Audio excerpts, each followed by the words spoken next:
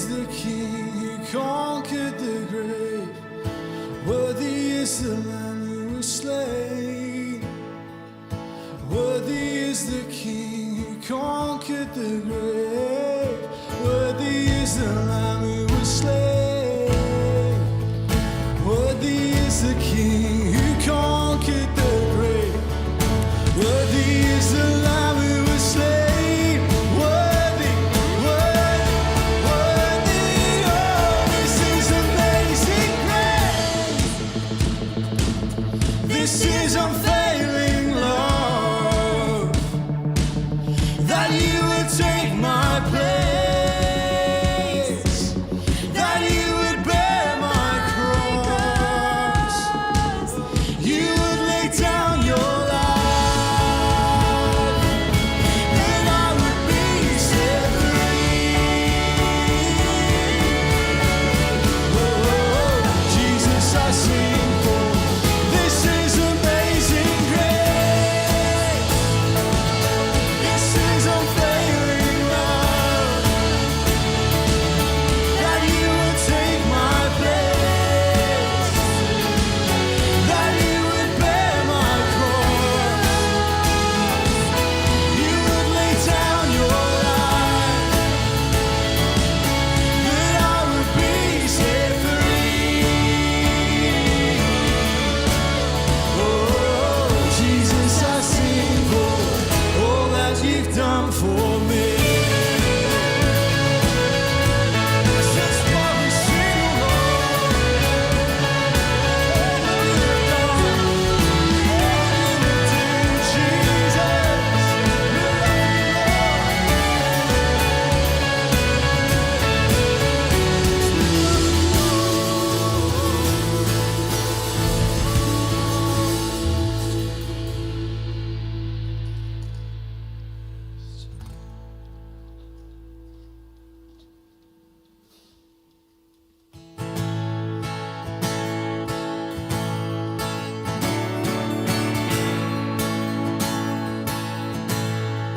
I searched the world, but it couldn't fill me. Man's empty praise and treasures that fade were never enough. You came along and put me back together. And every desire is now satisfied here in your love. Oh, there's nothing better than you.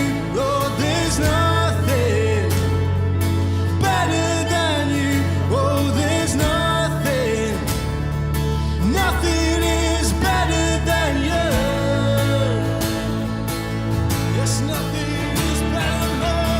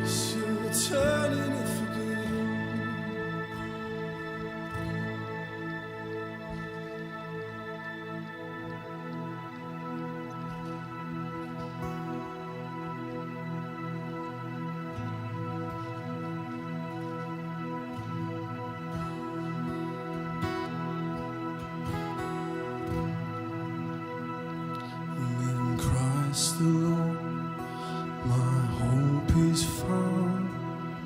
He is my light, my strength, my song. This cornerstone, this solid ground, firm through the fiercest drought and storm. What heights of love, what depths of peace, where fears are still, where striving cease. My comforter, my all in all, here in the love of Christ I'll stand.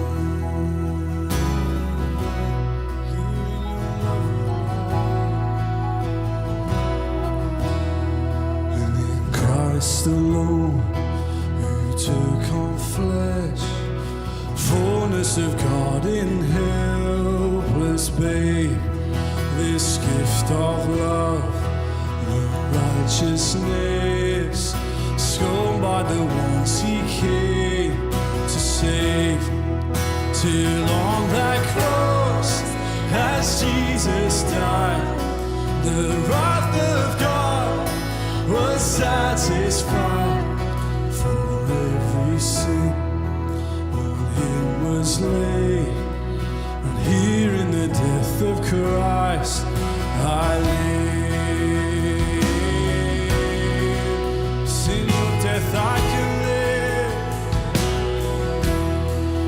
There in the ground his body lay, light of the world by darkness slain, then bursting forth in glorious day.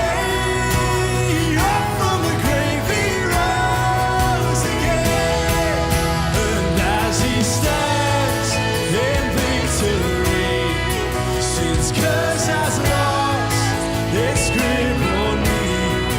For I am his and he is mine, born with the precious blood of Christ. So no guilt in life, no fear in death. This is the power of Christ in me. From life's first cry to final breath, Jesus commands my destiny. No power of hell, no scheme of man can ever pluck me from his hand. Till he returns or calls me home, here in the power of Christ. No power of hell, no power of hell, no scheme of man can ever pluck me from his hand. Till he returns or calls me home, here in the power of Christ I stand. Sing your power we stand, oh Lord. Sing your power we stand, oh Lord.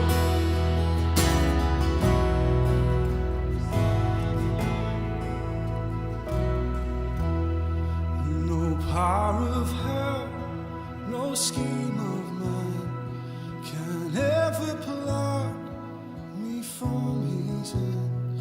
Till he returns or calls me home, here in the power of Christ I stand.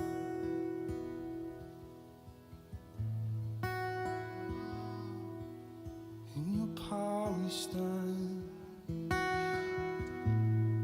on a firm foundation, oh Lord. We will not be shaken.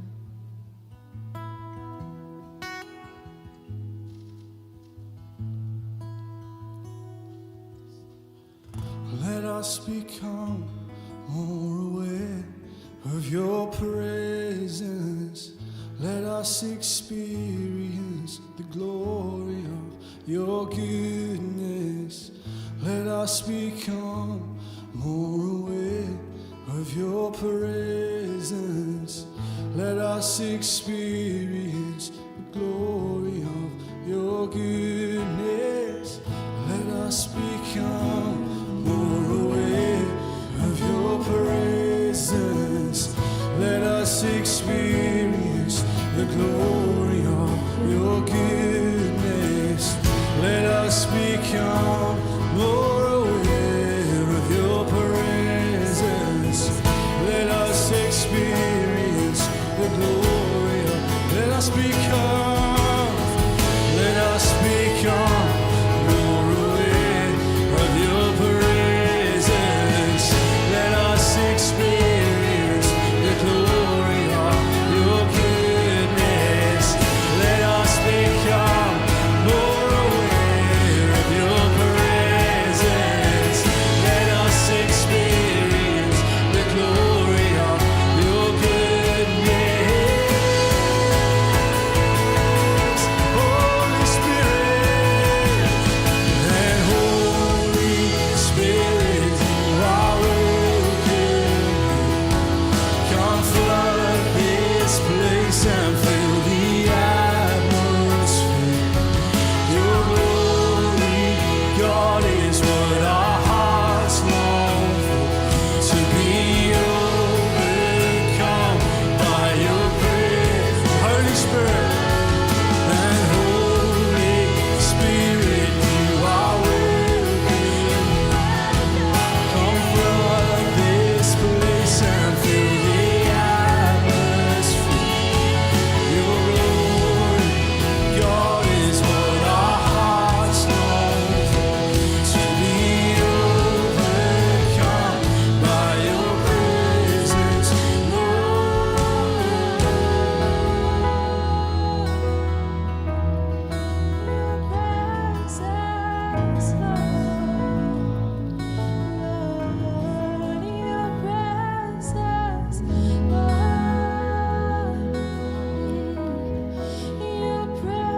Father, wherever we are, would we become aware of your presence now? The fact that you are near to us, you're not far.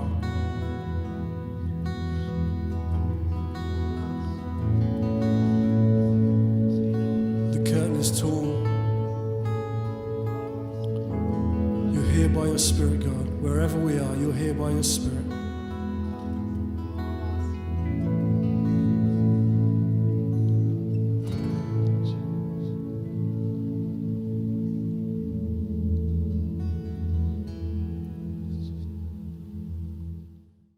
In the book of Nehemiah, we're looking at 7 oppositions that he faces in rebuilding the walls. And as we come to the last 3, let's pray. So God, thank you that your word is living and active like a double-edged sword, and it cuts right to our heart. And we pray that as we study the book of Nehemiah together, that by the power of your Spirit, you would speak to our hearts today, Lord Jesus. Amen. So, opposition number 5. Pull him down to negotiate. Okay, this is a very crafty opposition. It sounds very reasonable. The opposition of time wasting. Look out for this one. This is chapter 6, verse 1. When the word came to Sanballat, to Tobiah, to Geshem, and Geshem the Arab, and the rest of our enemies, so the enemies are growing each time, that I had rebuilt the wall and not a gap was left in it, though up to that time I had not set the doors in the gates. Sanballat and Geshem sent me this message. Come, let us meet together in one of the villages on the plain of Ono. Actually, the clue is in the Ono, isn't it? But they were scheming to harm me, so I sent messengers to them with this reply. I am carrying on a great project, and I cannot go down. Why should the work stop while I leave it to go down with you? Get this, 4 times they sent me the same message, and each time I gave them the same answer. This is such an easy opposition to fall into, because it sounds so reasonable. And I think this is one of the biggest traps for leaders and for senior leaders. So if you're in that role, please look out for this one. You're working hard, building the walls, and you know the type of thing, oh, come over here. You end up at meetings that go nowhere. All talk and no action. All talking that seems to just sap your spirit. And maybe you've heard the story about Steve Jobs. He was founder of Apple. And he said that he made one decision early on in his working life that he never regretted. He always tried to be home for tea. At that time in the tech industry, it was all about conferences, being seen to be in the right place at the right time, talking to the right people. And he had none of it. He wanted to be back home for tea with his family. And rather than being stuck in endless meetings, it's almost placating lots of different people on committees, notice where you are spending your time. Focus, concentrate, and most importantly, get on with building the walls. Quick one. So the answer to that one is just say, oh no. Opposition number 6. So this is a nasty one. They threaten Nehemiah with an open letter, and they threaten him with a false accusation of rebellion. This is verse 5. Then, the 5th time, Sanballat sent his aide to me with the same message, and in his hand was an unsealed letter, in which was written, "It is reported among the nations, and Geshem says it is true." Like that. We're pulling in people who are saying this is true. That you and the Jews are plotting to revolt, and therefore you are building the wall. Moreover, according to these reports, you're about to become their king. And they've even appointed prophets to make this proclamation about you in Jerusalem. There is a king in Judah. Now this report will get back to the king. So come, let us confer together. An open letter, false accusations. This is really nasty. I was with one of our vicars last week, and he's been on the front of the local newspaper 3 times. Each time, same false rumours. He'd been doing a great job building the walls. But here's Nehemiah's response, and note it because it's genius. This is verse 8. I sent him this reply. Nothing like what you are saying is happening. You are just making it up out of your head. Try it. Nothing like you're saying is happening. You are just making it up. Martin Luther, who I mentioned yesterday, he said this: the best way to drive out the devil, if he will not yield to texts of scripture, is to jeer and flout him, for he cannot bear scorn. St. Thomas More said this: the devil, that proud spirit, cannot endure to be mocked. I would thoroughly recommend this tactic of laughing when you face opposition. When I was a fairly new bishop, I got an email one Friday afternoon, and it was copied into the rest of the senior team. It was an email of shame saying how terrible a bishop I was because I'd made this terrible decision. Now, I'm by no means perfect, but this email was so overdrawn in its scorn of me. I couldn't stop myself laughing. And 20 minutes later, my boss phoned and said, "Oh, Jill, are you okay? I've just seen that email." And I said, "Well, actually, Julian, it was so ridiculous. I couldn't stop myself laughing." Notice the levels of laughter in your team. Are you taking yourself too seriously? Because when opposition comes against you, actually take it as a compliment. You must be onto something. See it for what it really is. And Nehemiah spotted the purpose behind the threat. So let's just read this. This is verse 9. They were all trying to frighten us, thinking their hands will get too weak for the work and it will not be completed. But I prayed, now strengthen my hands. Nehemiah came in the opposite spirit. They're trying to put you down, say you're weak. Ask God, strengthen my hands. And I think this, for some of you today, this is a prayer for you that God will strengthen your hands. This is Isaiah 35, verse 3. Strengthen the feeble hands. Steady the knees that give away. Say to those with fearful hearts, your God will come. We have the best backup troops. The best backup troops in the universe. Okay, then finally, opposition number 7. False prophecy and false advice from his own side. The only way of doing this is to go and do a wrong thing. And the hardest piece of this is that this is opposition from his own side. As you know, obviously that was something that Jesus faced most painfully, the closest people to him, were the ones who either betrayed or denied him. This is verse 10. One day I went to the house of Shemaiah, son of Delaiah, the son of Mehetabel, who was shut in at his home. And he said, let us meet in the house of God, inside the temple. Let us close the temple doors, because men are coming to kill you. By night they're coming to kill you.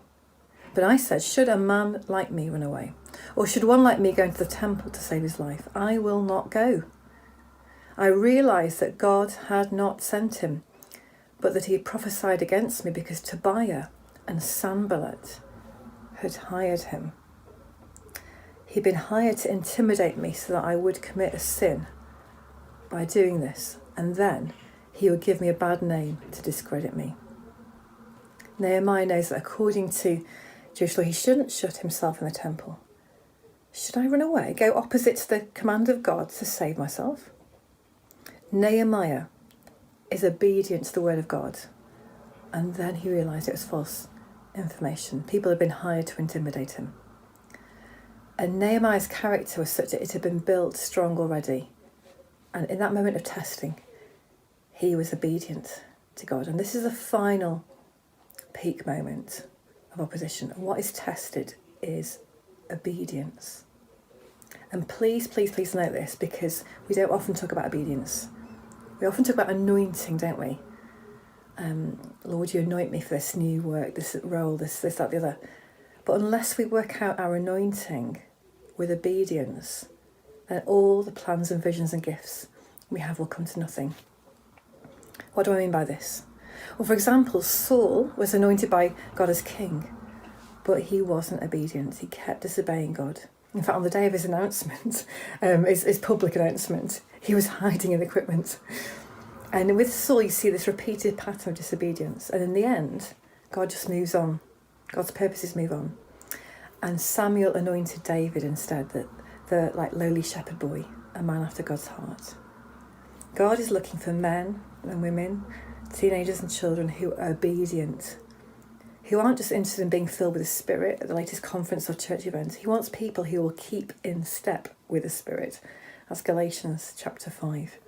He wants us to work out the anointing and calling and gifting in the little details of being obedient. And the ultimate example of this is Jesus, isn't it? Just before he's arrested in the Garden of Gethsemane, he is watching and praying. He is in agony. He doesn't want to be handed over to be crucified, but he prays this heart-rending prayer of obedience. Take this cup of suffering from me, yet not my will but yours be done. In the moment of sheer testing, Jesus was completely obedient. And what's the result of Nehemiah's obedience and perseverance? This is verse 15. So the wall was completed on the 25th of Elul in 52 days. The wall was built, mission was accomplished. This is done by God and not by Nehemiah. And, get this, all the opposition came to nothing. God is looking for Nehemiahs today to rebuild the ancient ruins in our city and in our nation. He's put a call out, and here's the thing actually with God, he's put the call out to the most unlikely people to lead his work. Here's his recruiting manifesto. This is what you get at the Heavenly Job Centre. This is brilliant. This is Isaiah chapter 61. If you don't know this, you need to know this. The Spirit of the Sovereign Lord is on me, because the Lord has anointed me to preach good news to the poor. He has sent me to bind up the brokenhearted, to proclaim freedom for the captives, and release from darkness for the prisoners, to proclaim the year of the Lord's favour on the day of vengeance of our God, to comfort all who mourn and provide for those who grieve in Zion, because they will rebuild the ancient ruins. Who's they? The poor, the brokenhearted, the captives, the prisoners, those who are mourning. They will rebuild the ancient ruins. They will restore the places long devastated. They will renew the ruined cities that have been devastated for generations. To see the rebuilding of the walls in our cities, God is recruiting the poor, the brokenhearted, the captives, the prisoners and the mourners, those who are mourning over the broken ruins. Because often it's the poor, the captives, mourners who've had your ego crucified, so you can allow it to be the work of God and not the work of your own ego. Because if we're following Jesus and we want to see resurrection in our cities, then we must follow him through crucifixion and death. There is no shortcut. The New Testament is shot through with this. I used to think Jesus suffered so I didn't have to, and then I started reading the Bible. This is Philippians 3 verse 10. I want to know Christ and the power of his resurrection and the fellowship of sharing in his sufferings. My experience is that the times I've seen the most resurrection, at the same time I've also experienced the most crucifixion, unexpected, deeply painful episodes. It's often just difficult to talk about, that can seem to cut against all that we've worked for, that can seem to shatter our dreams. But like Jesus, as he approached the cross and his followers abandoned him, it's as if Jesus, in some sort of mysterious way, invites us to share in his sufferings in order that a greater glory might be revealed. I don't understand this, but I do understand that if you're in a place of crucifixion today, be encouraged. Watch and pray. And in the words of 2 Corinthians 4 verse 16, may our light and momentary troubles achieve for us a glory that far outweighs them all. So go and rebuild the walls. I can guarantee you will face opposition.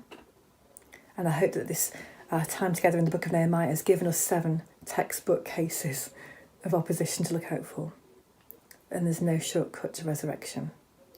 You have to be obedient through your crucifixion. But here's a final cheery postscript.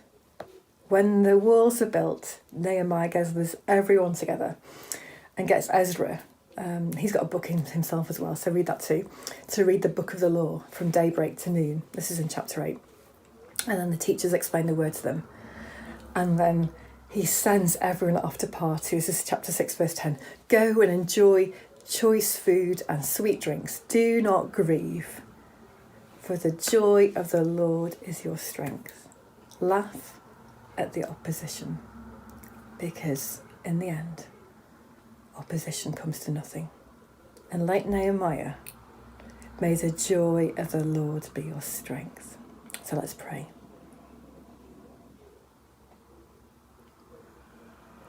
So Jesus, I thank you that for the glory set before you, you endured the cross, scorning its shame. And you are now seated at the right hand of the Father. And from that heavenly realm, I ask that you would send your joy again today. You'd refresh the hearts of your people with joy. And I pray those words from Isaiah 61, that would you bestow on us a crown of beauty instead of ashes, the oil of gladness instead of mourning, a garment of praise instead of a spirit of despair. Jesus, would you release your joy? Would you release your laughter? We want to be obedient to you. We commit our hearts and our lives to follow you in obedience, even when that leads to the cross. And we ask for an incredible resurrection to break into our cities, to release an army who will rebuild the ancient ruins, who've been so crucified that they stop at nothing, to trusting you through opposition 1, 2, 3, 4, 5, 6, 7 and beyond, who trust you through the threats of hell itself. And we say, and we agree, would your kingdom come and your will be done across our cities in Britain and beyond, as it is in heaven.